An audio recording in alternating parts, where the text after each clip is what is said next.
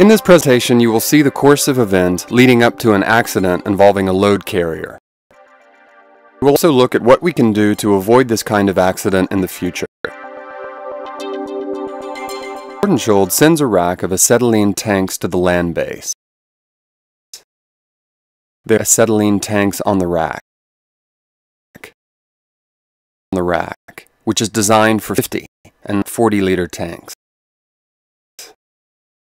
Their valves could be knocked off and that the tanks could roll out. A container is sent in from Nordenskjold. Crossovers are loose and rolling around, secured on top in the container. Measured when the container was opened.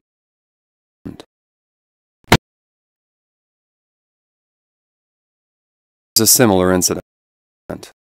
Opened on land. This time, there is also an unsecured load on the top rack. There is a slip joint that, together, weighs 700 kilograms. This weighs 400 kilograms.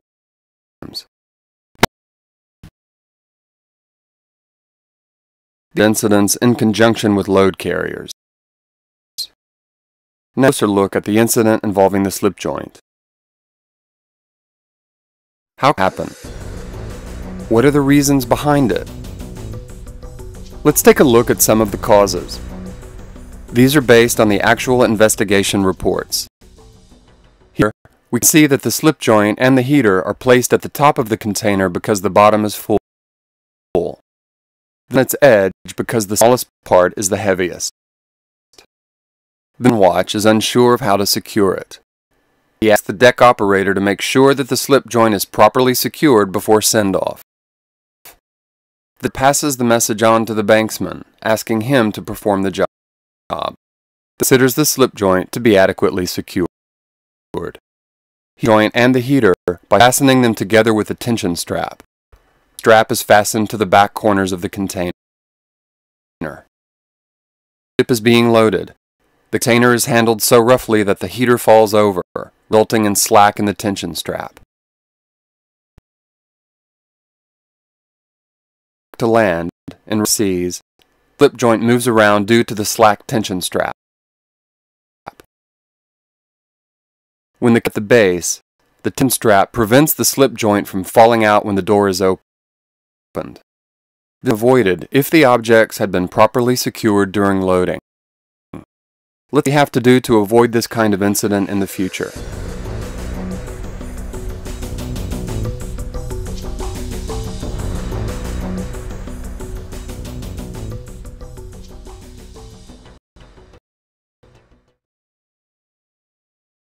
How in the container?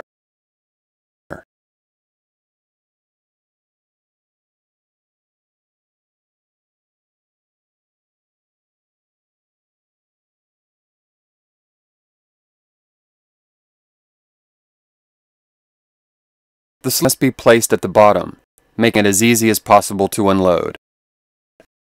In this, an open load carrier would have been ideal. However, who should secure the load can be unclear. What the proper procedure in situations like this?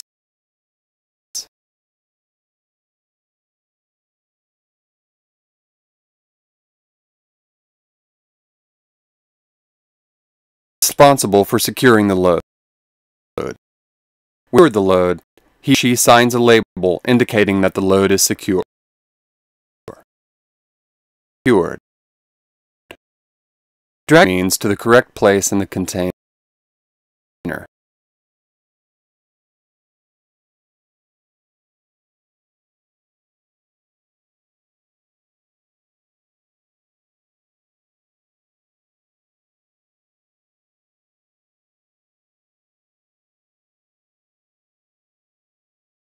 The heater should have been individually fastened with straps. In addition, yellow pallets should have been used to protect the objects and keep them from moving around. If the heater can be secured in the basket at the top. The joint can be strapped and secured at the bottom. Properly, loading and transport is unproblematic. the container would have arrived with the load secured and correctly arranged. Container. Nevertheless important to open one door first, while standing in front of the door that is still closed. Here are some things to remember when securing load carriers. Have it positioned as low as possible in the container. Easy and safe for the receiver to unload. The load to keep it from shifting. Use it to keep the load from falling out. The load shall indicate the correct destination and have a signature indicating that the load has been properly secured in the load carrier. This is SfS standard.